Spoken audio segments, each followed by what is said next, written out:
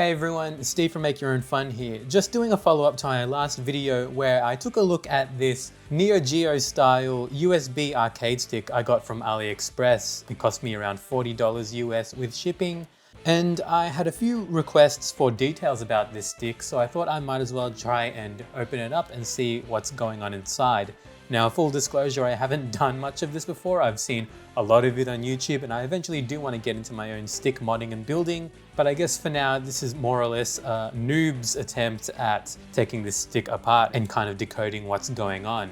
So first thing is, I didn't actually show much of the underside of this stick, but here it is. You can see it's got 4 suction cups, which actually do obviously help it secure it to whatever surface you're playing on.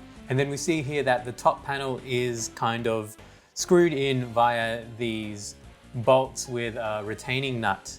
Now, this is interesting to me because it's not, there's no place for a screw bit to go on the top of the head. So I'm gonna have to find a way to undo these nuts, maybe with a very small wrench. And that's pretty much it. In terms of materials, this is definitely plastic. I hope you can see that in the finish. It might look a little bit like metal if you're giving it a lot of credit, but no, definitely plastic. And so is this kind of Perspex panel. You can see here that there is stick art under this panel. Whether or not that's just adhered onto the bottom of it, we'll find out. Doesn't look like we can peel it off though, so it's probably glued on there. There's nothing else signifying any sort of branding on the stick at all. And the cable just comes out of the top of the stick like that. It's not detachable. There's no real grommet actually either. All right, so let's have a go at tearing this apart. I don't think I have the best tools for this anywhere in my toolbox, so I'm gonna have to see what I can do. Okay, so this might take forever, but I have brought out a pair of pliers and trying to just unscrew the nuts this way, which might be a pain to rescrew. Oh, actually, once they come apart, I don't know if you saw that, but once it comes apart, I can just spin them off with my finger. So these actually come apart pretty easily, which is good to know. Oh, by the way, if you want to do a sound test of the buttons, why not?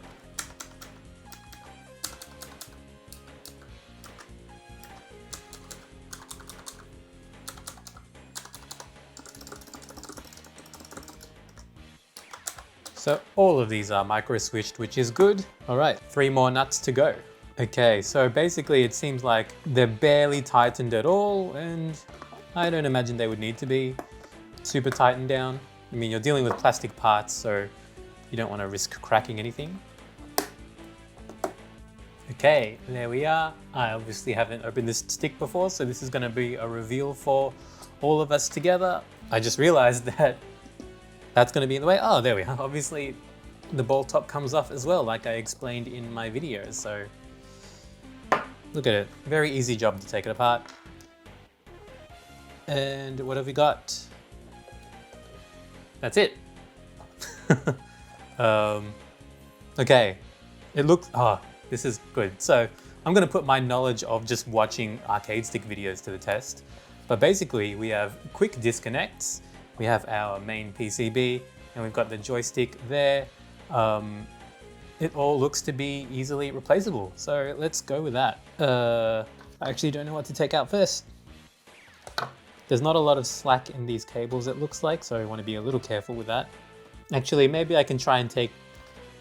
How is that PCB mounted in there? Okay, I got it. Ouch. I actually might not take it apart further than this in terms of the PCB because as you can see, you've got your quick disconnects here, which are pretty tight on. I don't know if this is meant to... No, okay. Just as I was saying, oh shit, I gotta remember which way these are going. Doesn't really matter which one is ground and which one's main switch, right? So you can see it comes with quick disconnects on each of the 4 buttons. They don't actually daisy chain the grounds. They've all got their own ground here and they've all got little harnesses to go into. So that's pretty good. You've got your joystick harness here. That went to here on the right, and then you've got your main USB connection here on the left. USB, joystick, buttons. There's an LED. There's 2 LEDs there for some reason. I don't know what they're for. You can see that the PCB is something called ARC control. I'm guessing that means arcade. PC controller, great. Looks like the cheapest PCB ever made, which is what you're probably expecting.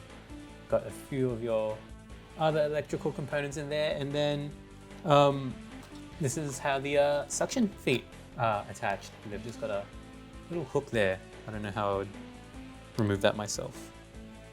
Do these slide out? Okay, these hook out if you wanted to remove the suction feet, which you might want to do.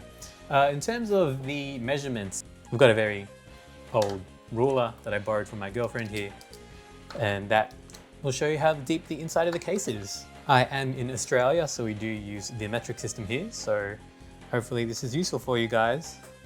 I'm holding this really terribly and you can't probably see that, but the inside of this case is 40 mils deep. Okay, 40 mils deep. It's the same way all around. So I think if you wanted to put any other buttons in here, it's probably really simple to do as long as they're not taller than 40 mils from inside the case, really. And you also got to account for the length of your quick disconnects, or you could just solder them onto the wires, I suppose. Oh yeah, detail on the lever is this. I don't know what kind of style that is. I'm sure everyone else knows. That's it. Doesn't look like there's much to it. The PCB is attached here with just these little standoff sticky adhesive mounts. They're quite tight on there. I assume they're glued on or something. There was an actual cable grommet here, you see, but it looks like when they assembled this, they put it in the inside of the case. So it still is not going to pull out, but that kind of defeats the purpose of it. Ah, right, I see. They put the cable grommet on the inside of the case because there's actually no notch for the little square bit to land in, so that's why. Interesting design choice there, but okay. I think I might just plug everything back. I don't think I'm gonna bother with changing anything out. I mean, I've disconnected this D button, the blue D button, so it's gonna be easy enough to pop that out, I imagine. Unless they break when they pop out. Again, never done this before.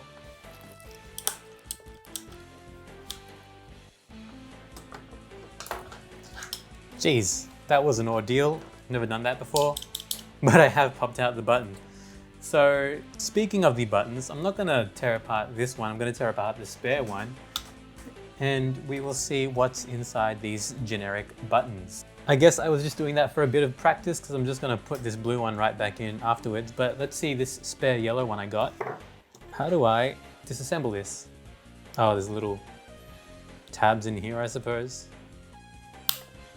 Oh, there we are. I just had to push it with enough force, I guess, and hopefully it'll come out. If not, then I don't know what to do. Keep pushing. There we are. You just have to keep pushing and pushing.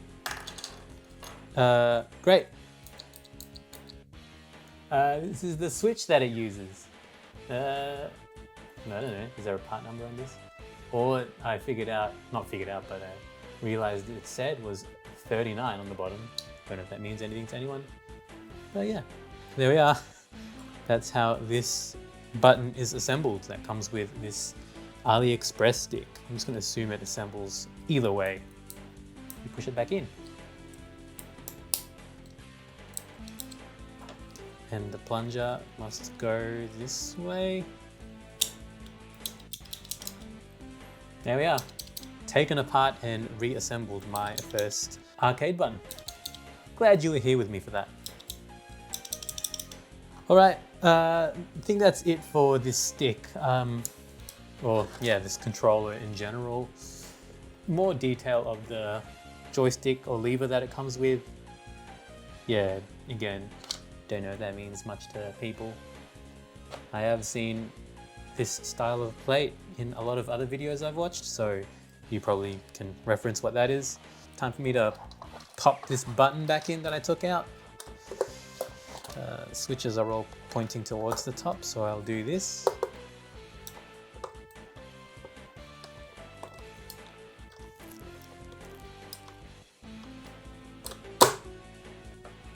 Cool, that was fun. Some of these are really hard to take off, so I don't know if that is as quick as they thought it would be. I was just having a bit of a play around. Obviously, I realize now that there is a little kind of tab that you kind of push down to help release the quick disconnects, and that is a lesson learned for me as well. This honestly seems like a very beginner friendly stick to start modding with, and for I guess 40 US bucks, not much can go wrong, but it is obviously not as fully featured a stick as some of the cheaper Mayflash offerings, so always worth taking that into account. Yeah. Those suction cups do get annoying when you're trying to move the stick around, I will say that. There we are. A very, very, I guess, painless experience putting it back together. I will tighten those nuts later. Don't need to see me do that. One final thing I definitely should mention and show you guys is the diameter of these buttons, and hopefully it's a little safe to assume, but it's obvious that these are 30mm buttons. They aren't 28mm.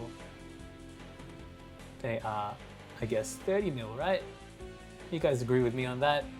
Let me know if I'm reading this wrong or I'm measuring from the wrong place, but I imagine that that is safe to say 30mm. Cool. I almost forgot, but one thing that I thought I should definitely do is to give you guys a size comparison. So to do that, I will compare it against this, the Mad Catz Tournament Edition, the first version, I guess, not the TE2, arcade fight stick. Now, I don't know the best way to do this. Here it is, I suppose. And here is the Neo Geo stick. I can give you measurements. I've got a ruler right here, but I'm gonna do this very, very sketchy like. That looks like it's 295mm, 29.5 centimeters this way, and 185, or yeah, around 18.5 centimeters or 185mm this way. Should have got a measuring tape, but this will do. But of course, if you want a footprint, here it is against the Mad Catz stick. Very classic stick. And one more shot. Sorry, my camera doesn't go much wider, and I've given you these dimensions anyway, so hopefully that helps. Anyways, I hope everything I showed here was helpful in some way.